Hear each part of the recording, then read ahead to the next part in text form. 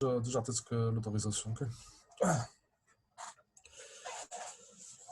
Alors,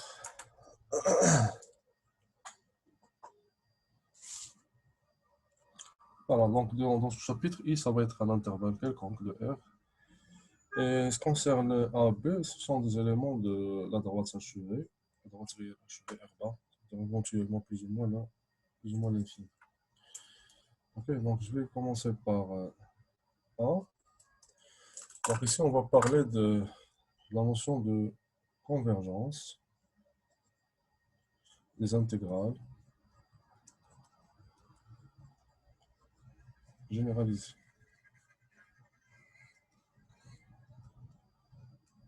Convergence de ces intégrales généralisées. Ok. Voilà, donc A, je commence par une définition. Ok. Alors, je considère maintenant soit F une application qui démarre de l'intervalle de I dans le cas. Bien sûr, ça va être soit R, soit C. Une fonction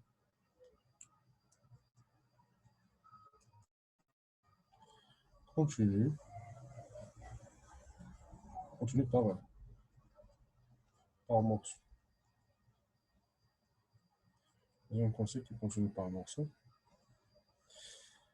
Alors, on va discuter selon le type d'intervalle. Alors, si l'intervalle il est de type AB.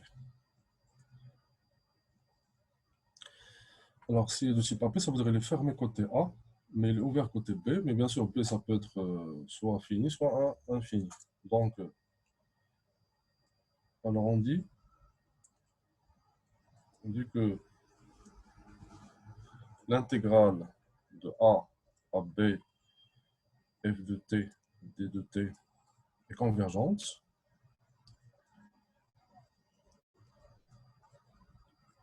Elle est convergente. Si quoi?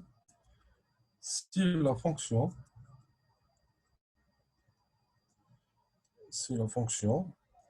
qui a x associé l'intégrale de a à x, f de t, d de t. Bon, cette fonction, on peut la noter grand F parce que ça va être primitif. Hein. Bon, cette intégrale maintenant, c'est une intégrale qui est bien définie. Pourquoi? Parce que je travaille maintenant dans un segment A, dans le segment AX. Et puisque la fonction f elle est continue par morceau, donc il est parfaitement intégrable sur le segment AX. Donc ça, c'est juste une intégration sur un segment. Et ce qui va me permettre de définir une fonction. Alors, cette intégrale de A, B, f de t, ça va être une intégrale convergente si cette fonction possède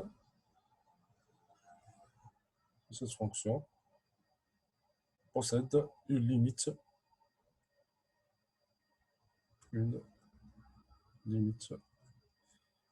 dans limite donc lorsque je ne sais pas ce que vous voyez ou non parce que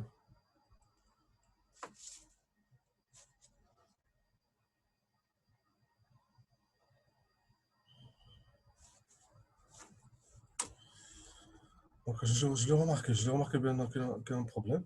Alors, un instant, donc je vais vérifier est-ce que j'ai un problème. Je l'ai remarqué.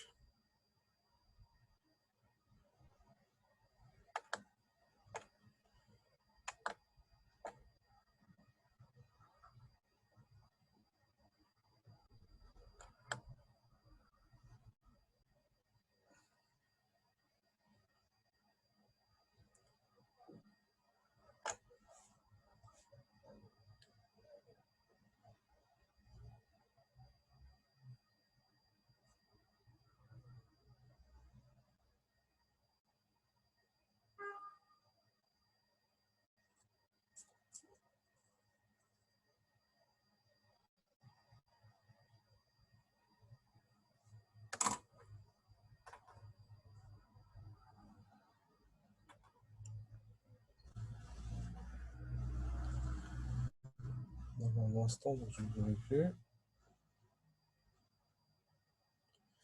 Donc, vous pouvez arrêter le raccordement, d'accord? Donc,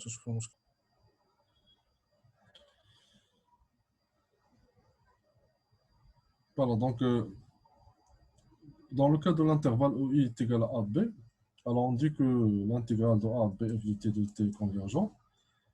Si la fonction f qui a x associé l'intégrale sur le segment ax f de t d, de t possède une limite dans le cas.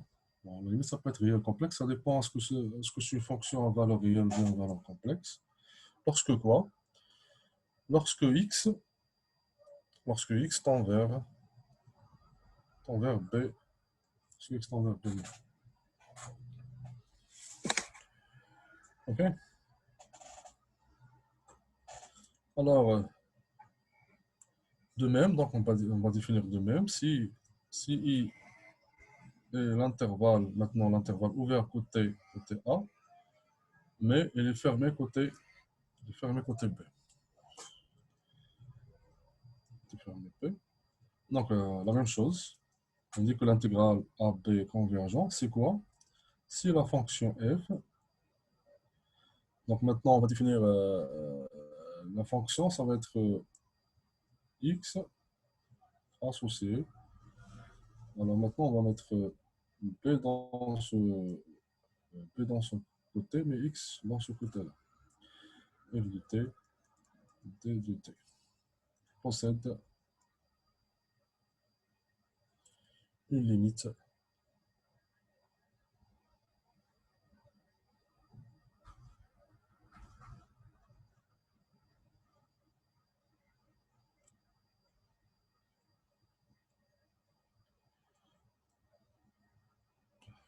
Oui, Mohamed Yazid, oui, c'est quoi la question?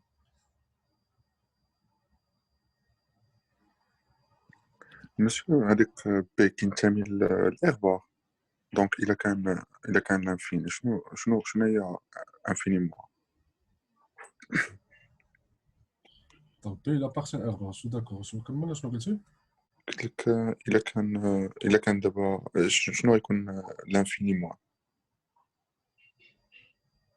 شنو يكون l'infiniment? اه Ah, tout simplement, là, ça veut dire, c'est pas l'infiniment. C'est tout simplement, ça c'est une limite à gauche. Ça veut dire, j'écris B là اكوش parce que B est situé à gauche. Tout simplement. C'est à droite et à gauche, ok? C'est une question. Pendant qu'un plus l'infini, donc le moins, ça n'a aucun sens.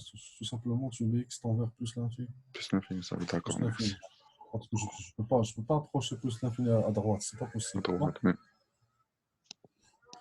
Voilà. Donc, si je considère f de x dans l'intégrale qui est associée l'intégrale de x à b, f de t, possède elle aussi une limite, finie. Donc, ensuite, une limite dans. Donc, mais maintenant, lorsque quoi? Lorsque x tend vers. Qu'est-ce qu'on va dire? Donc, lorsque x tend vers a plus. Voilà, lorsque x tend vers. Ok.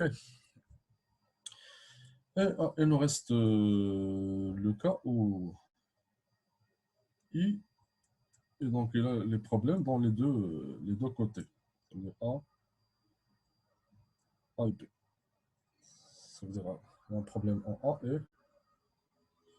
et en B. Alors là, on dit que l'intégrale,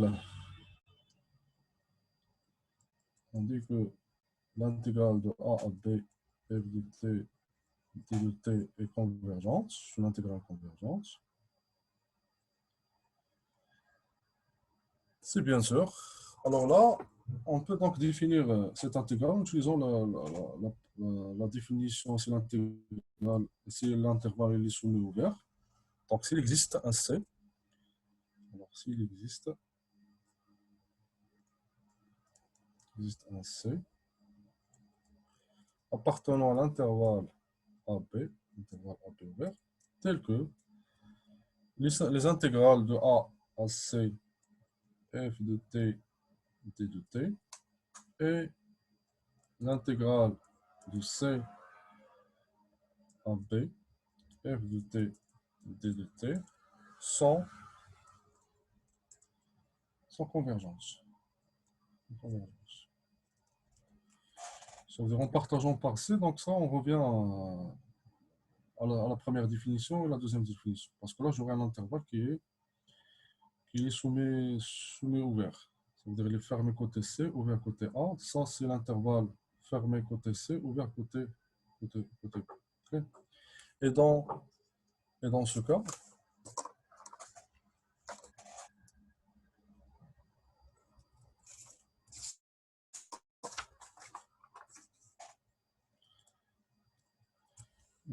donc l'intégrale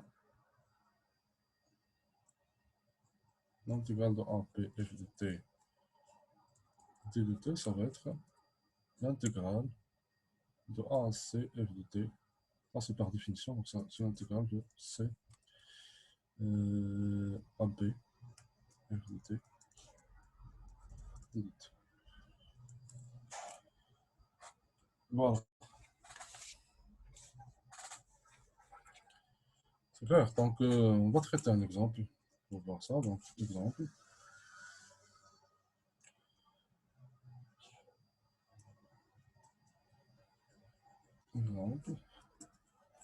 Alors, exemple classique, d'ailleurs, il faut connaître. Donc, si je prends 0,1, ln de t, d de t.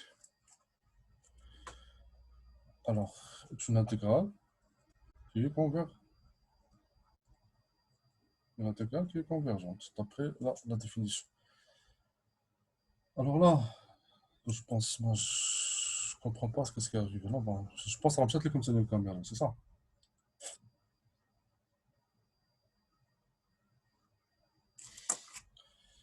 Bon, un instant. J'espère qu'on n'aura pas de problème.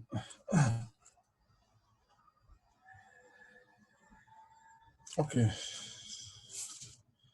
Alors, on termine. Donc, j'étais donc en train de traiter l'exemple. L'intégrale de 0 à 1 ln de t doit montrer qu'il est convergent. C'est une intégrale convergente. Alors, vous remarquez que j'ai un problème en 0 parce qu'elle n'est pas définie en 0. Donc, elle est définie sur l'intervalle 0, 1 ouvert. Donc là, l'intervalle qui est ouvert côté 0 et fermé côté 1. Alors, si je prends t associé ln de t, c'est une fonction. C'est une fonction contenue par morceau. Fonction contenue par morceau sur l'intervalle 0, 0.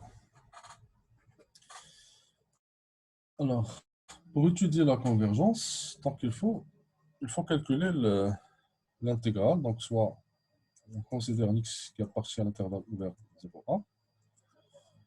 Donc il faut étudier l'intégrale sur le segment x, sur le segment x, x1. Okay. ln de t, d de t.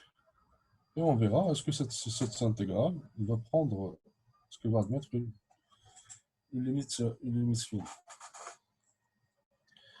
Alors, donc là, on va appliquer ce qu'on appelle l'intégration par partie pour calculer cette intégrale. Alors, si on utilise une intégration par partie, donc on aura entre crochets t ln de t entre x et 1 moins l'intégrale de x à 1 t fois 1 sur t d de t. Ça, c'est pour l'intégration par partie. Ce qui va nous donner, c'est, si je remplace 1, c'est 0, donc x, ça va être moins x ln de x. Et ça, c'est une constante 1. Donc, sa primitive, ça va être t. Donc, ce qui va nous donner 1 moins x avec le sigma. Donc, c'est exactement x moins 1. Et on va étudier étudier la limite. On va étudier la limite quand x tend vers 0 plus. Et comme vous le savez, donc x ln de x quand x tend vers 0 plus, ça tend vers 0. Et le x, il va tendre aussi vers 0, donc le résultat, ça tend vers 1. Donc il admet une limite finie. Puisque la limite est finie, donc on peut déduire donc l'intégrale de 0 à 1 ln de t de t est une intégrale convergente et convergente. Et en plus, la valeur de l'intégrale de 0 à 1 ln de t d de t, il vaut moins 1. Voilà, c'est ça. Donc c'est très simple. Mais géométriquement, ça signifie quoi en fait, qu'est-ce qu'on a calculé? Donc je vais tracer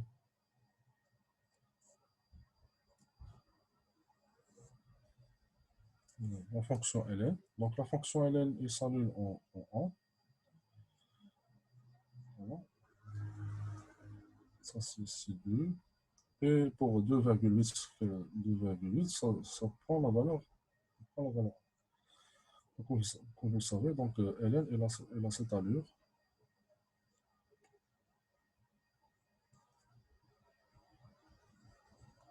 Okay. Et je m'intéresse à cet intervalle qui est là, donc entre 0 et 1. Donc en fait, je cherche à calculer l'aire algébrique. Enfin, l'aire, il peut être négatif. Hein. L'aire algébrique, c'est pas être positif. Je m'intéresse à cette aire. Mais bon, on peut penser que ça peut être infini, puisque ça s'entend vers moins l'infini. Mais comme vous le savez, donc le ln,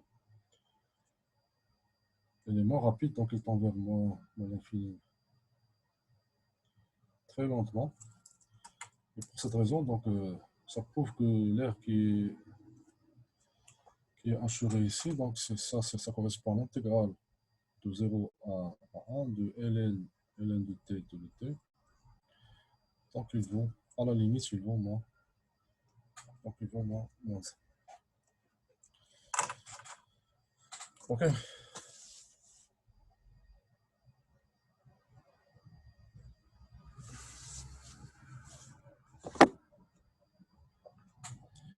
Oui, Adam, c'est quoi la question ديالك؟ ما حضرتيش معنا من الأول. لا مسي ما حضرش. Donc là, l'intégrale convergente, c'est-à-dire quoi? Tout simplement, donc, bon, comme je viens de l'expliquer ici, parce qu'on aura un problème en zéro. Problème en zéro, donc on essaie donc de montrer que on remplace au lieu de 0, on va mettre le x, qui va être dans l'intervalle, donc cette intégrale est bien définie. On va essayer donc calculer cette quantité lorsque x tend vers 0 plus, on verra ce que ça donne une limite finie ou bien infinie. Donc si on arrive à avoir une limite finie, ça veut dire que l'intégrale est une intégrale convergente et sa valeur c'est la limite. Ok.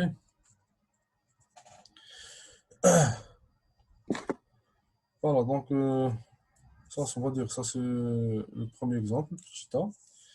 Et maintenant, un deuxième exemple, petit b. Donc je vais prendre l'intégrale de 0 à 2pi sinus t sur t d de t.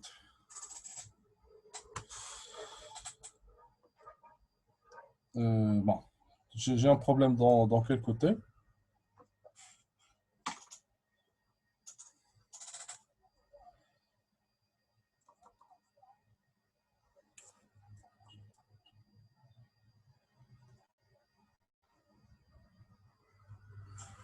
Voilà, c'est le côté 0, c'est très bien. Je pense que tu as le job, ça prouve qu'il y a vraiment un décalage entre. Bon, je sais pas, اللي كنهضر داكشي كيتكتب هو اللي كتسمع en même temps, en parallèle. ولا كاين un petit décalage.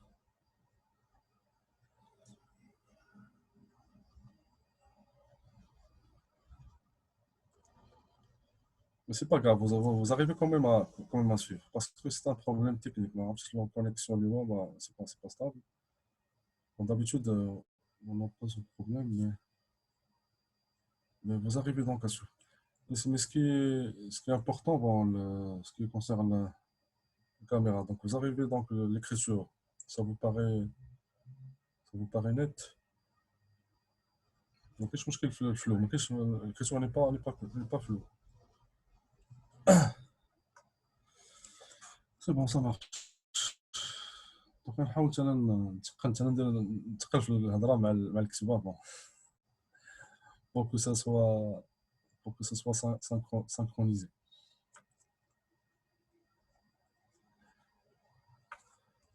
Ah, ok, donc alors, je m'intéresse à cette intégrale. Donc le problème c'est côté zéro, comme vous l'avez remarqué. Il ne faut pas oublier à chaque fois de vérifier la régularité de la fonction. Est-ce que la fonction, est-ce qu'elle est continue? Parce que les intégrales sont définies pour les fonctions qui sont continues par fonction. Mais en général, les fonctions avec lesquelles on travaille elles sont même continues. Elles sont même continues sur l'intervalle. Ok. Par exemple, si je prends t associé sinus t sur t, donc c'est la même chose que ln, donc il est même continu. Il est continu sur l'intervalle 0, 0, 2 pi. Bien sûr, 0, 2 pi ou ouvert. 0, 2 pi ouvert, je pense quand même le jeu des tours. Alors,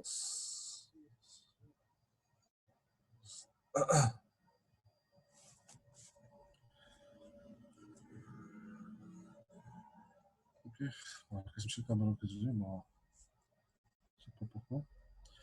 Bref, bon, la deuxième période dès 40 minutes, ça rentre compte, ça va comme un chouïa parce que je pense que je dois redémarrer l'ordinateur parce que c'est lui qui fait souci. Hein.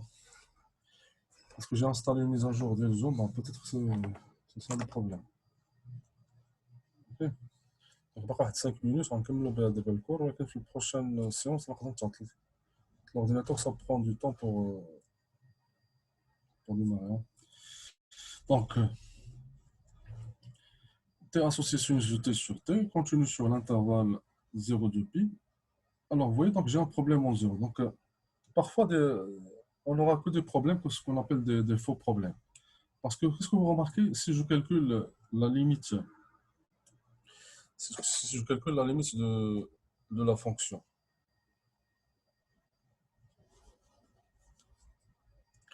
la limite de sinus t sur t lorsque t tend vers 0 plus.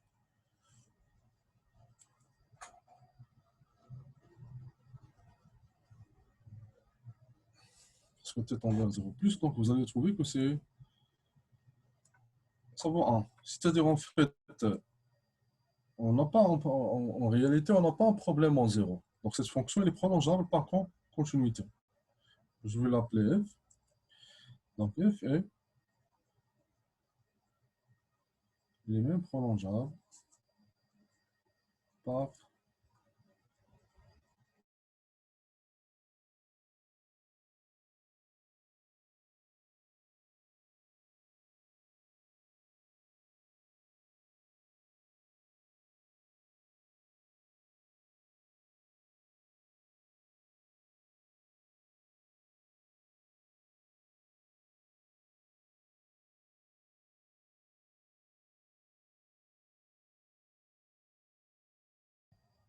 c'est un faux problème.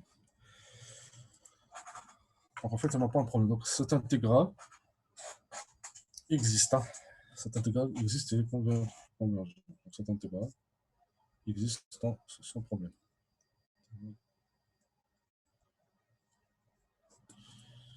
Donc c'est un faux problème, donc il n'y a rien à calculer. Est-ce que vous êtes d'accord? Donc parfois, donc, il faut vérifier est-ce que vous avez des faux problèmes. Alors pour savoir si c'est un faux problème ou non, donc vous vérifiez est-ce que la fonction, est-ce qu'elle est prolongeable par continuité en ce point? Si elle est prolongeable par continuité sur ce point, ça veut dire en fait c'est un intégral qui est bien défini. Donc c'est pas un problème de convergence. Ok. Mais par contre, pour le premier exemple, non. Pour le premier exemple, c'était un vrai problème. Parce que lorsqu'on ne peut pas prolonger, L de t en 0. Ln de t en 0. Pourquoi? Parce que lorsqu'on calcule la limite, lorsque t tend vers 0 plus, ça donne moins l'infini. Ça devient donc une valeur qui est infinie. Donc, je ne peux pas prolonger une fonction par moins l'infini. Alors que là, lorsqu'on calcule la limite, on trouve que c'est une limite qui fait, ça veut dire que cette fonction est prolongeable par continuité. Donc, ce n'est pas un problème. Ce n'est pas un problème de convergence, c'est juste un faux problème et l'intégrale, il existe. Il existe. Okay. Voilà. Alors, maintenant, on va passer à ce qu'on appelle l'intégrale de référence. Ce sont les intégrales de Riemann. Vous devez connaître. Ça veut dire que vous n'êtes pas obligé à chaque fois de vérifier ce qui converge. Donc, ce sont données. On va les démontrer maintenant. Et vous pouvez les utiliser après. Ça sert pour montrer que d'autres intégrales sont convergentes. Okay. Alors, on passe à petit 2. Alors, petit 2, c'est intégrale.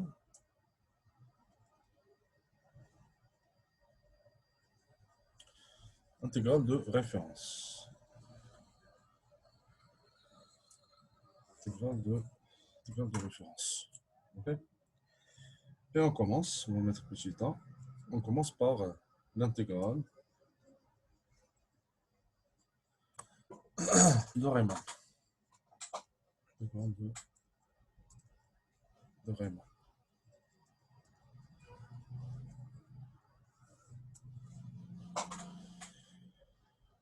Voilà, donc je pense que je... Oui.